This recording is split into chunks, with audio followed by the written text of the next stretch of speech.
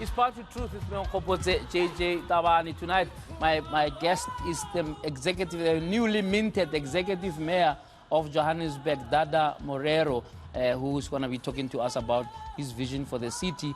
He was sworn in on Friday as the musical chairs continue to change in the city. So you'll be talking to me shortly hereafter. We came out of that farewell dinner for the Chief Justice just to pay tribute to him, the work that he has done. It's always heartening to see that the judiciary is playing its role in keeping our democracy together, whether be it Mogoeng before him and himself, Chief Justice Zondo. It's been quite refreshing to see the judiciary playing their role with all the challenges that are there of transformation, of ensuring that the judiciary keeps its nose clean, given the rampant corruption that's all over the country. I think it's important just to pay tribute to Chief Justice Zondo to say, well done. Of course, his big assignment, whose fruits were yet to see, of course, was the state capture report, where a number of our politicians have been listed there, and some of them with no conscience at all have remained in the list of parliament. Some of them have gone back to cabinet. For them, it doesn't matter until the NPA charges them. They know what they have done, but they are waiting for the NPA to charge them first, and then they will, at that point, embarrass the government by having to resign.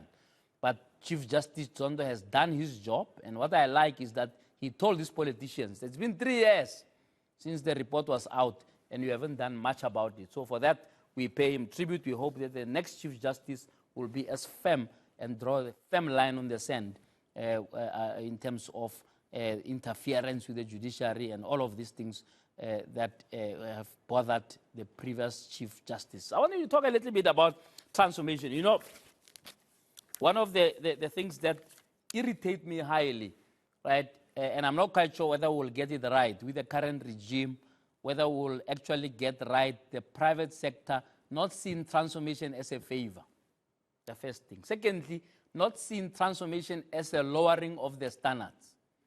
There's nothing that irritates me like when you say transformation and somebody says, yeah, no, we'll appoint a black person, but it must be competent. They say, but, as if we are saying, appoint an incompetent black person. And I'm talking about ABSA. I think there something smells fishy at ABSA. If they don't, they're not chasing away some black person on the board, the black CEOs don't last.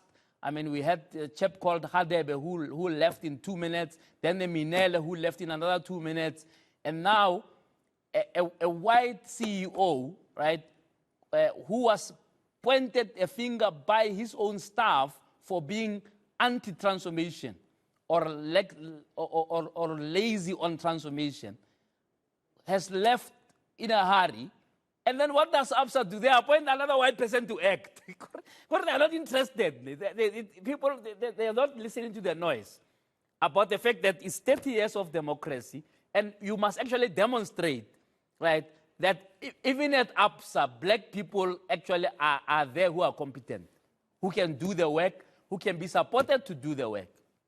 And we don't do it. I mean, you open the newspapers this past 2 days, find a newspaper that has written extensively about the fact that the problem at ABSA is a reluctance to transform. Because how do you explain all of this, people who have fallen off the bandwagon and so on? It's always an issue. But this time, in a meeting of ABSA, internal meeting of top ABSA executives, these executives raised the issue with the outgoing CEO to say, but you are not transforming.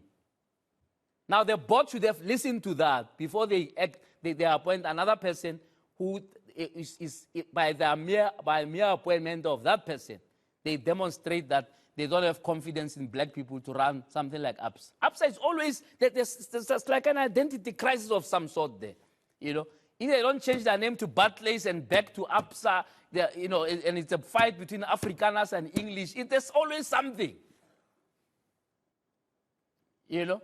it's always something. I mean, besides the fact that, they had to change their name, I don't know how many times. Even before they were called ABSA, they were called something else.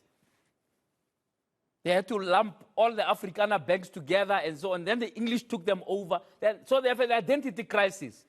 Can they just be South African? And can their staff complement, their board, their CEOs just reflect the demographics of South Africa? But maybe they don't care. They just say, now we're in a GNU, nobody's going to bother. Nobody's going to rock the boat in the next 5 years. They'll have a honeymoon for the next 5 years. But that honeymoon won't last. Because I can promise you now, not just ABSA, any corporate that refuses to change must be aware that the poor one day will eat up the rich. And it's something we must say it and remind corporates with all their largesse, with all their power, that the poor one day will eat you up. The issue of transformation must remain firmly on the agenda, regardless of who's in government and so on, to make sure that the economy can benefit those who have been disadvantaged for a long time.